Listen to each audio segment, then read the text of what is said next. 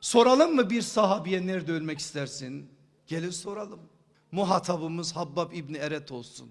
Nerede ölmek istersin ey Habbab İbni Eret? Cevap geliyor. Ezanın olmadığı yerde. Niye?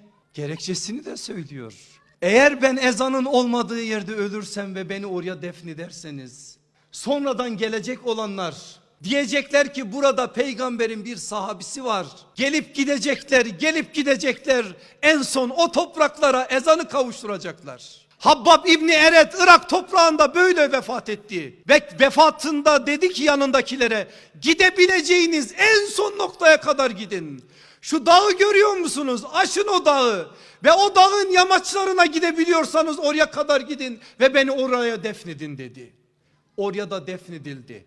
Arkasından Irak topraklarını yeşertti. Ebu Eyyub el Ensari'nin Konstantiniye'yi İstanbul gibi yeşerttiği gibi.